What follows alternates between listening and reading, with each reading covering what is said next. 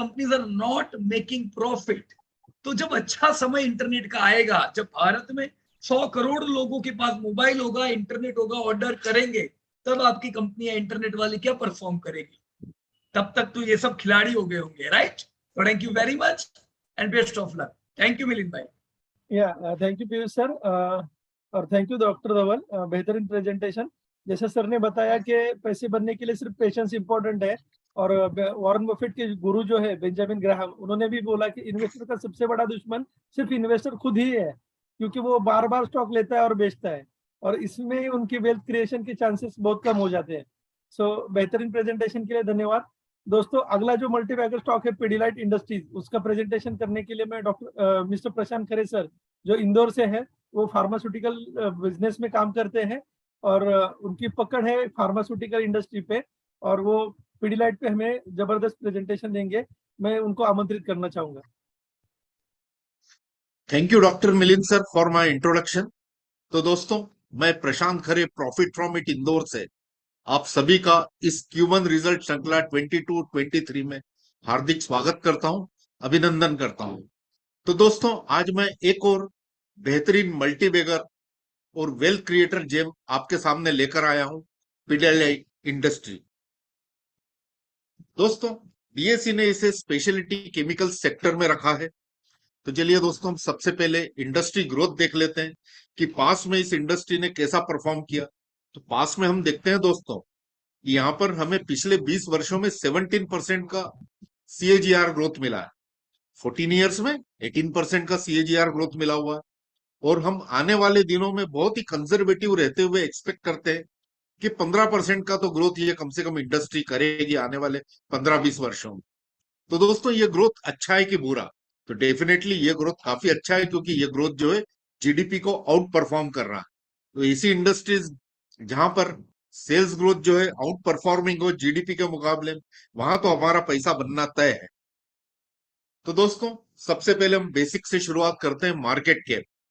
तो दोस्तों, इस सेक्टर के अंदर टोटल 89 कंपनीज है, और ये सब 89 कंपनीज मिलके इनका मार्केट कैप, जो करंट मार्केट कैप है, करीबन 5,10,00,000 रुपया है।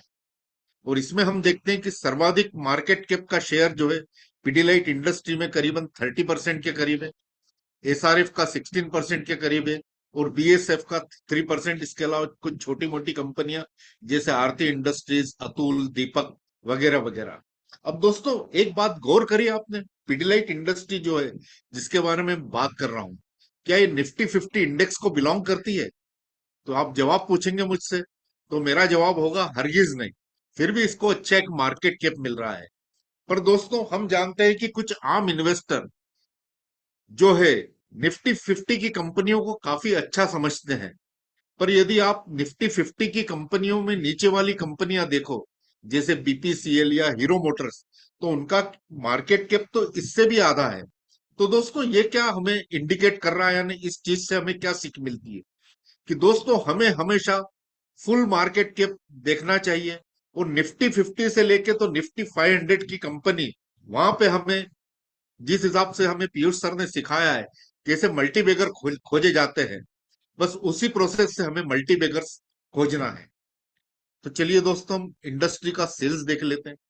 तो दोस्तों, यहाँ पर जो है उन कंपनियों को मैंने लिया हुआ है जो कि टोटल 80% कंट्रीब्यूट करती है सेल्स के अंदर। तो इसमें हमें तो 20% ही कंपनियां मिलेंगी। तो इस इंडस्ट्री का सेल्स जो है हम देखते हैं कि 85,500 करोड़ रुपए के करीब है।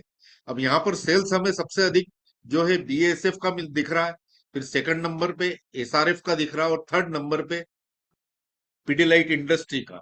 इसके अलावा दीपक नाइट्राइट का 8% के करीब है। तो यहाँ पर BASF जो है सेल्स में हमें लीडर दिख रहा है। चलिए, पर दोस्तों एक बात गौर करिए, आपने पहली साइड में हम लोगों ने सबसे अधिक मार्केट कैप पिडिलाइट इंडस्ट्री का देखा था, और BASF का मार्केट कैप जस्ट 3% था। तो ऐसा क्यों? तो इसके जवाब हमें आने वाली स्लाइड्स में मिलेंगे।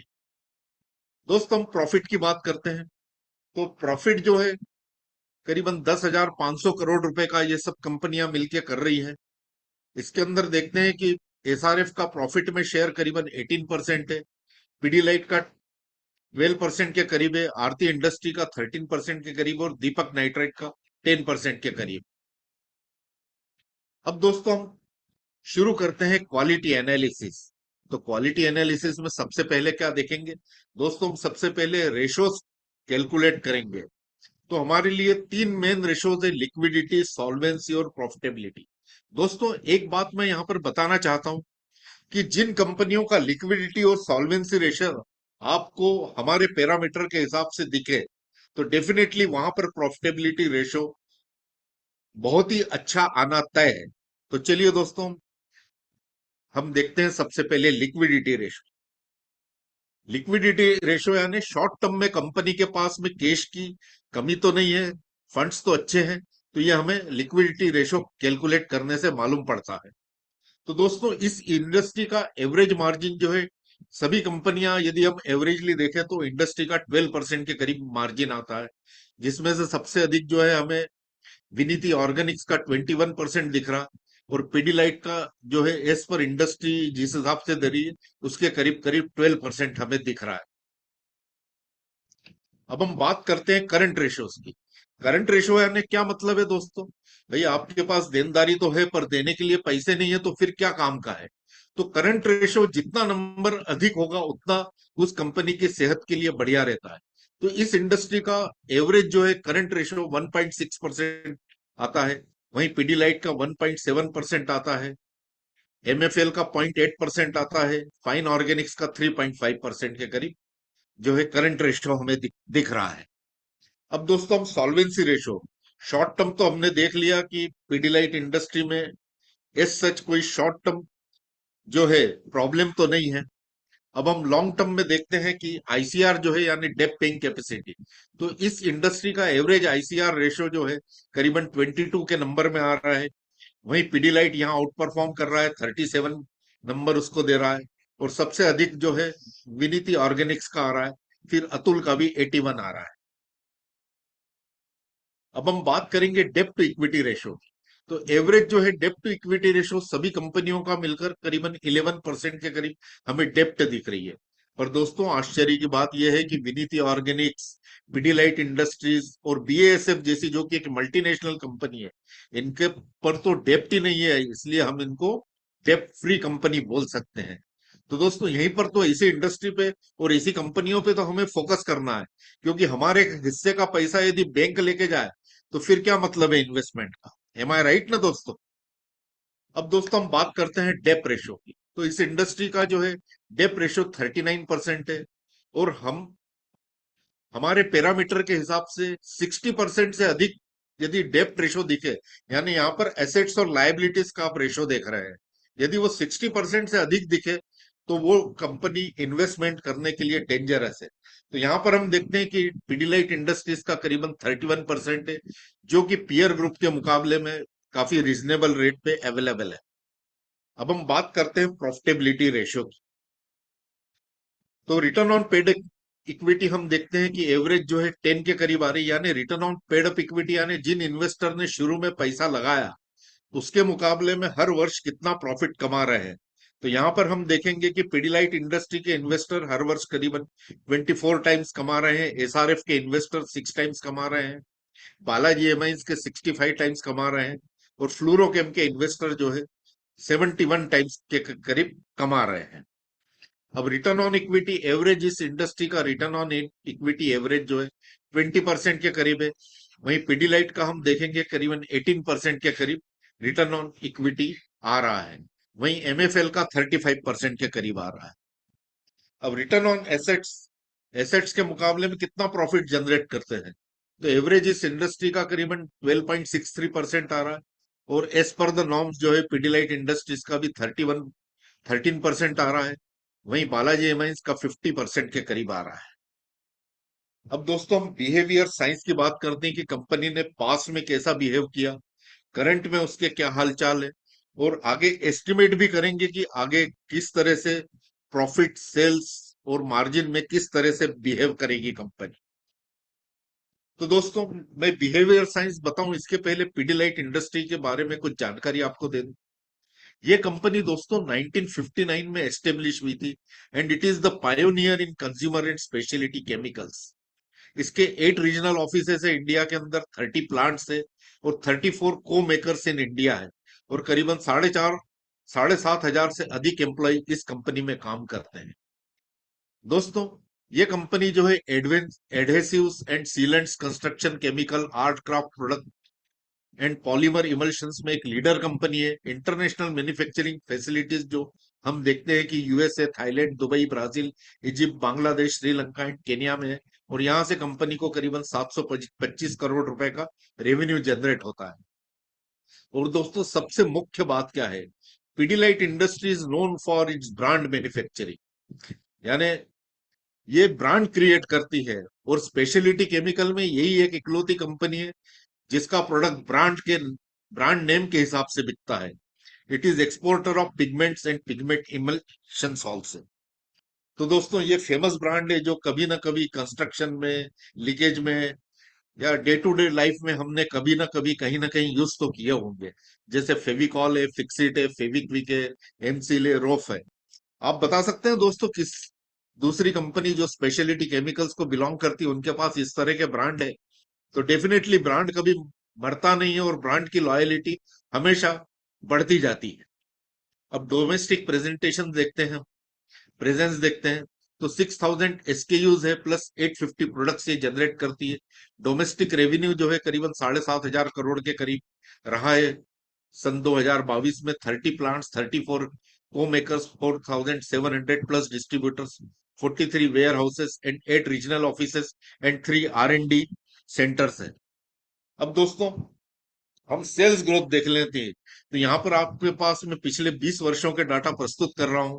मात्र 500 करोड़ का सेल करने वाली कंपनी का आज सेल जो है 10,000 करोड़ से अधिक हो गया है, यानी 20 गुना सेल्स के अंदर वृद्धि हुई है विद 16% CAGR से। और दोस्तों, इसके अंदर हम देखते हैं कि एक भी वर्ष ऐसा नहीं गया जहां कंपनी का सेल्स कम हुआ हो। तो ये कितनी बढ़िया बात है, कंसिस्टेंट परफॉर्मेंस रही, यानी कंपनी के प्रोडक्ट्स की डिमांड वर्ष दर वर्ष बढ़ते गई है।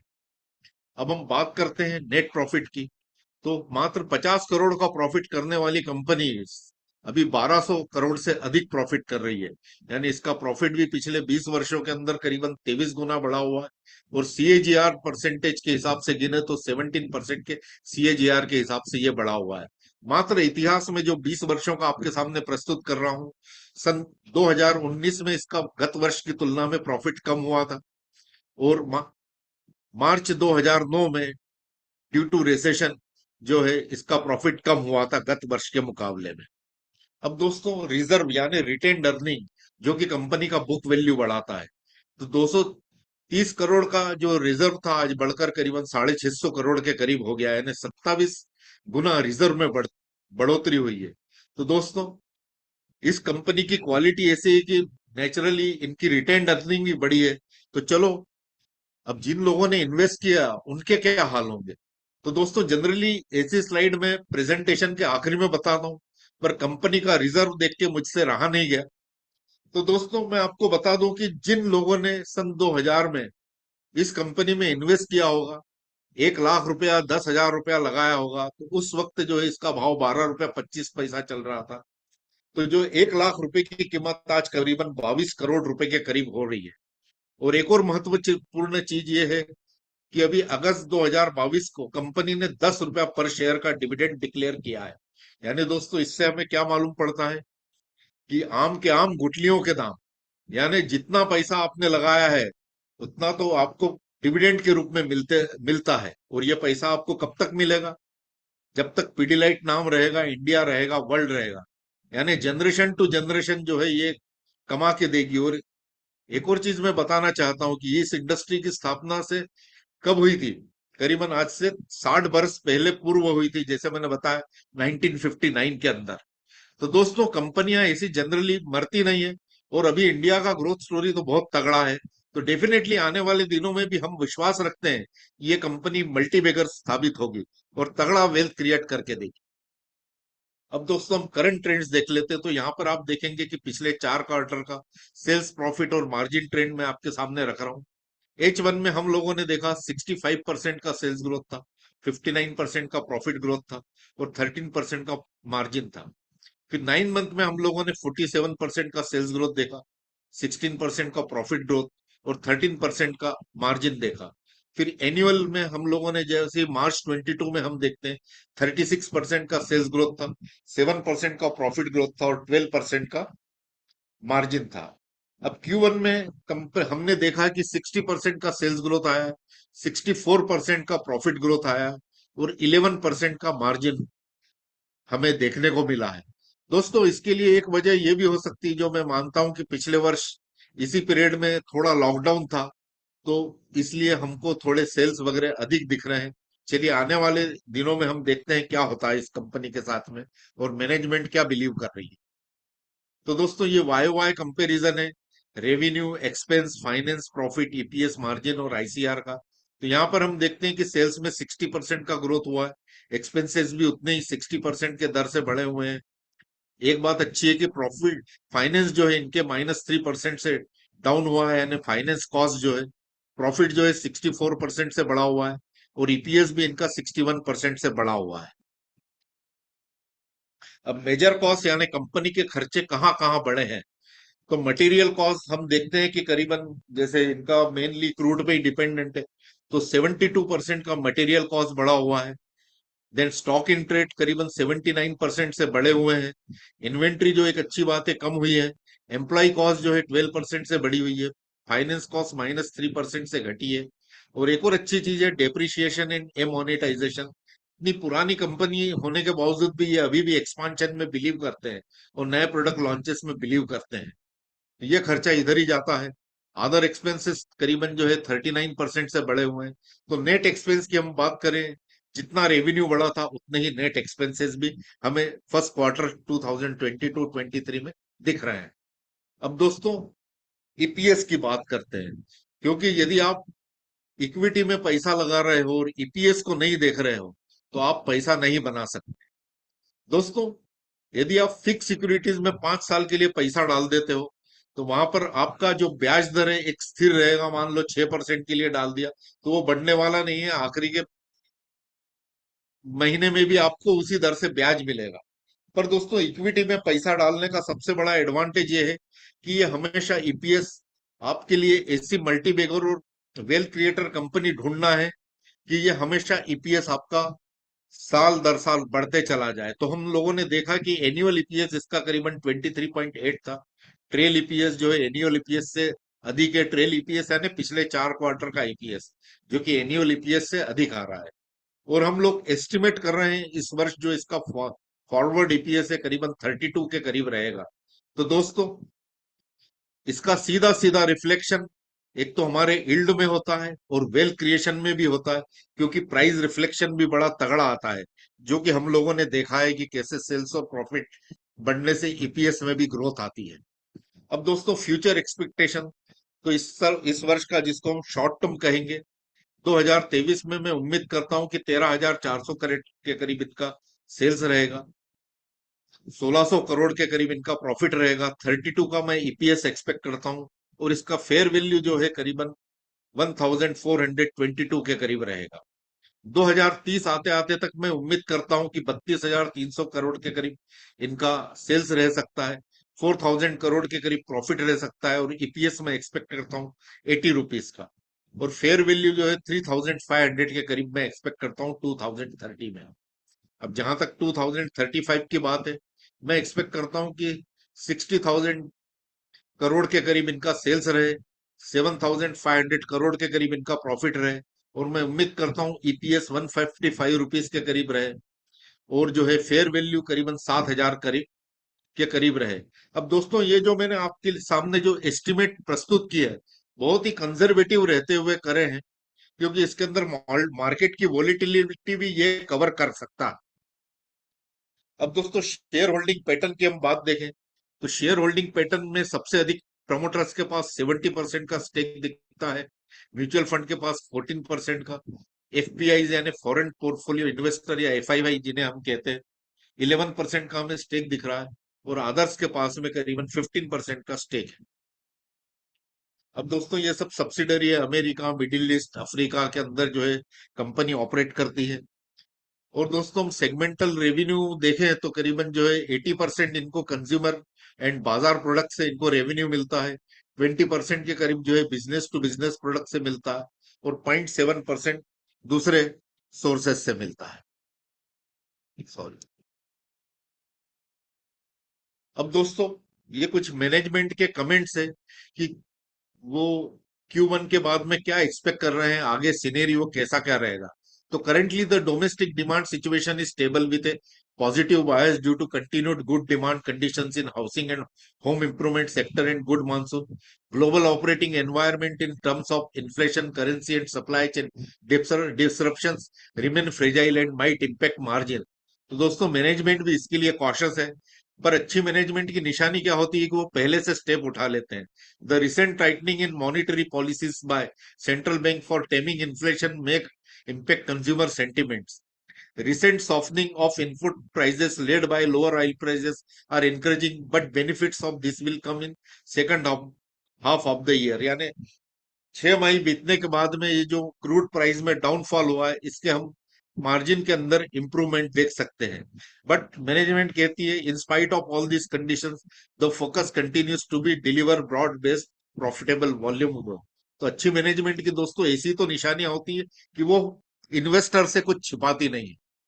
अब दोस्तों हम लोगों ने फंडामेंटली तो देखा 1400 के करीब इसका बाइंग रेंज आया था, पर वो ऐसी कंपनियां बड़ी मुश्किल से फंडामेंटली हमें मौका देती है कि हम इनको बाय करें। तो दोस्तों टेक्निकली हमें कहाँ बाय करना चाहिए, तो टेक्निकली हम देखते हैं कि इसको करीबन 2203 की रेंज से लेके तो 50 मेमा जो है करीब करीब आ रहा है 1800 तक।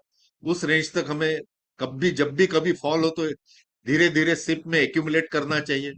और दोस्तों Q1 रिजल्ट इतने बढ़िया है क्योंकि ये स्लाइड मैंने करीबन जो है 3 हफ्ते पहले बनाई थी और उस टाइम मैंने एक्सपेक्ट किया था कि ये 2 से 3 महीने में इसका टारगेट आ जाएगा, पर मेरे को लगता है कि इस हफ्ते में एक आध महीने में इसका टारगेट 2956 का ये अचीव कर लेगी।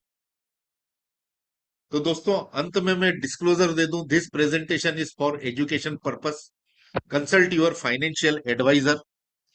एंड लास्ट में thank you profit from it family, Piyush sir and doctor Milind sir, और आप सभी लोगों को जिन्होंने बड़े ध्यान से मेरा ये प्रेजेंटेशन देखा सुना, और संभव हो तो इस प्रेजेंटेशन को लाइक करिए और शेयर करिए। Thank you very much profit from it family. Thank you Prashant sir.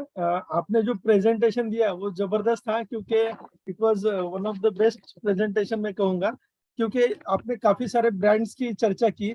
जैसे वॉरेन बफेट ने बोला है कि कोई भी कंपनी को मोट स्ट्रॉन्गेस्ट मोट वाली कंपनी चाहिए, तो that is the major criteria उनका रहता है। तो वैसे ही आपने बताया कि पीडीलाइट एक ब्रांड है जिसमें फेविकॉल और एडेसिव्स है, डॉक्टर फिक्सिट है, और ये पान की टपरी से 5 रुपए से मिलने वाला प्रोडक्ट है, और इसमें बिल्डिंग मटेरियल के भी काफी सारे प्रोडक्ट आते हैं। तो स्पेशलिटी केमिकल की बेहतरीन कंपनी प्रेजेंट करने के लिए मैं आपको थैंक यू कहना चाहूंगा, और बहुत ही क्रिस्प एंड क्लियर प्रेजेंटेशन था। मैं पीयूष सर को रिक्वेस्ट करूंगा, क्योंकि काफी सालों से हम पीडीलाइट को ट्रैक कर रहे हैं, तो पीयूष सर उसके ऊपर कमेंट करें। प्रशांत जी, सबसे पहले congratulation, it was a wonderful presentation on Pidilite. वैसे पीडीलाइट कोई इमर्जिंग सेक्टर है नहीं, राइट? इमर्जिंग सेक्टर हमने इन्फोएज देखी, पीडीलाइट भी एक पुराना सेक्टर है, पर देखो कितना बढ़िया ग्रोथ हो रहा है। रियल एस्टेट का तो अभी पिछले दशक में ग्रोथ हुआ ही नहीं है इतना अच्छा, पर हमने पीडीलाइट का ग्रोथ बढ़िया देखा, जहां पे ये रियल एस्टेट में इस्तेमाल भी इसका होता है। अभी इस साल मेरे हिसाब से जबरदस्त ग्रोथ आया है पीडीलाइट का। तो ये जो सेल्स ग्रोथ अभी पीडीलाइट का आया है, इस ग्रोथ को ध्यान में रख के कोई बड़ा करेक्शन उम्मीद नहीं कर सकते हम। अभी तक ये करेक्शन में था, अभी इसको दौड़ना है, राइट? क्योंकि अभी तक इसमें कॉस्ट क्रूड की वजह से बढ़ी हुई थी। देखो क्रूड भी नीचे धीमे धीमे आता जा रहा है, बिजनेसेस बढ़ते जा रहे हैं, तो पीडीलाइट को दौड़ना है। अगर आप लोगों ने इसको एक्यूमुलेट कर दिया है, चलो कॉन्ग्रेचुलेशन एंड वेल। नहीं किया है तो फिर अभी क्या करेंगे?